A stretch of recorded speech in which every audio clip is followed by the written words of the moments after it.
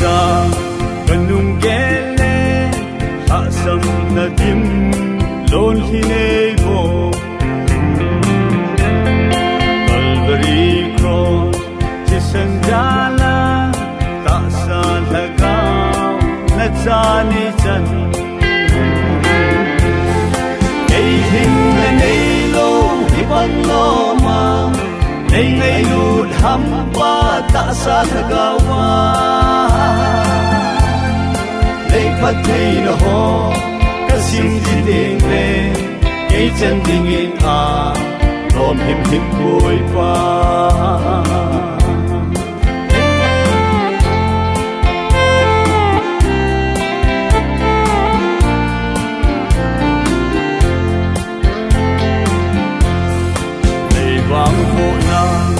Kasukmila kay lungdiya kakalsonte Nay lunggim na nay kosi may lud na in nay beng si Kay him na nay lo ibang loma nay ngayud hampa ta sa tagawa Nei pathei no ho kasim ji ding le ei chan ding in a rom him him koi pa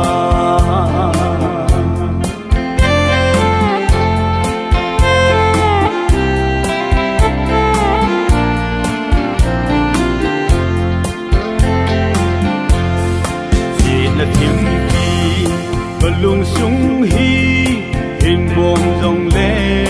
cross ngay lút nang Ê lăng hill gì cross chi sân sung Cắt thăng và ê Cắp qua nang ma Ê hình là nê lô Hi băng lô ma Nê ngay lút hâm ba ta sa thagawa Nê phát thầy nó ho Kasim ji ding le ei chan ding in a rom him him koi pa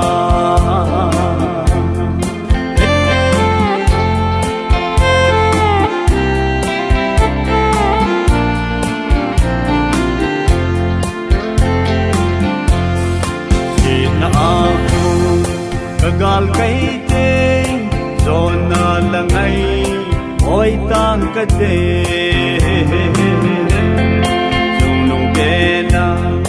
Nalukitan sampung inge ay hatam na Ay hing na nay lo ibang lo ma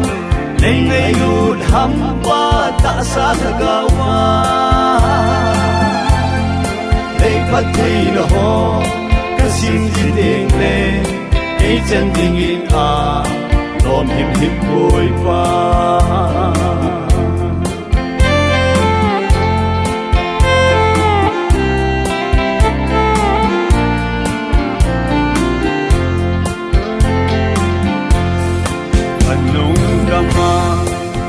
Ding belding kanay yaw ko'y pagkain ng low Kagiso na ulpi na hi kawa so'y de Hallelujah Kay hing na nay lo ibang loma Nay ngay lud hampa ta sa tagawa Nei pathei no ho kasim ji ding le ei chan ding in a rom him him koi pa Nei pathei no ho kasim ji ding le ei chan ding in a rom him him koi pa